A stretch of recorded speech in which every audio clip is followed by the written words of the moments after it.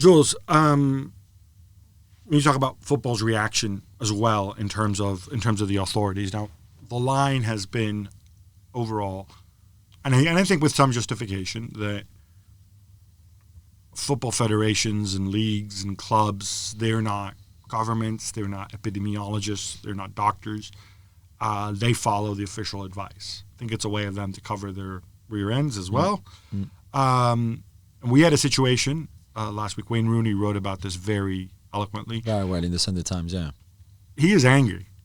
He said, why does it take Mikel Arteta late Thursday night announcing that he has tested positive for the coronavirus for football to shut down? Now, the government advice here in the United Kingdom until that point has been, we're not going to ban large gatherings. Yeah.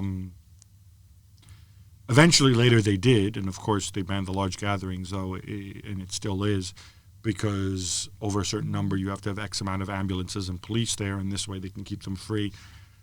They're not banning them because of the risk of exposure or contagion. Different people have different opinions on that. Yeah. I'm just going to say it's rather different advice and reasoning and logic as applied in most of the rest of the world. Yeah, they chose a different strategy to have maybe they're right. immunity, yeah. Who knows?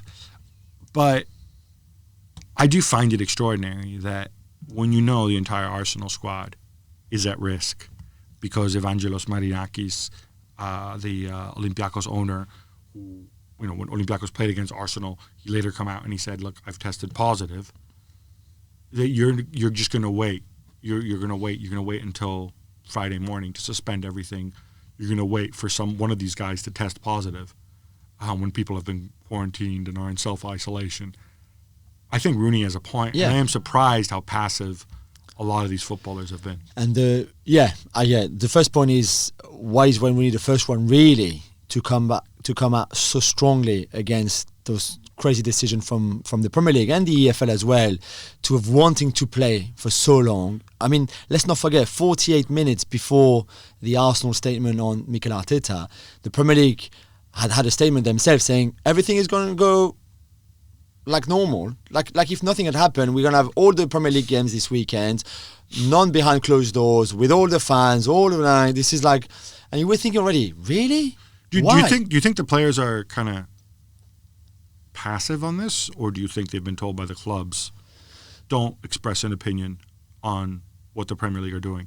I don't know. I find it extraordinary that you've got 20 clubs, you've got 500 Premier League players, and nobody comes out and says, what the hell are we doing? Why are we playing? You don't even have one scaredy cat, wussy hypochondriac. It takes Wayne Rooney, right. who's 34 years old, however old he is, who's made all his money, who's in the championship.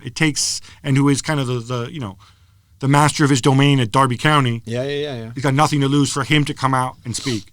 And that's pretty extraordinary. It's pretty bad from all those players, like you said, all those big stars, whoever, who unless they maybe didn't realize how bad the situation was, and maybe they thought, we can, England seems to be a bit behind everybody else, and we can. But a lot of those players have families in Italy, in Spain, in France, in Germany.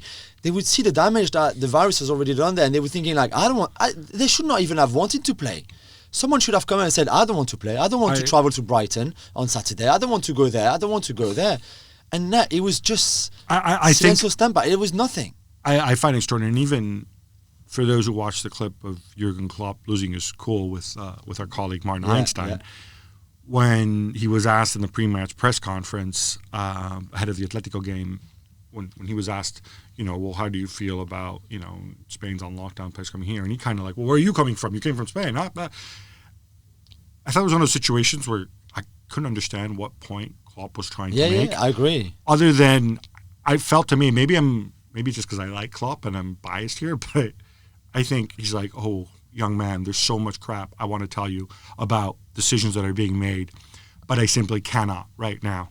I mean, that is what... it sounded a bit like that. That's how it sounded to me. Yeah, I agree with you completely. Like almost he could not say exactly what he was thinking of, like, this game should never be on anyway.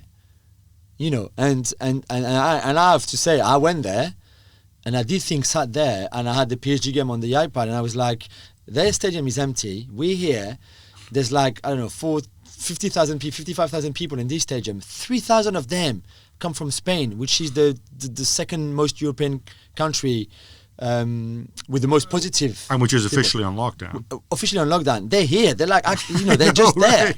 Right. I've just did my live here for French TV, literally 15 yards from them.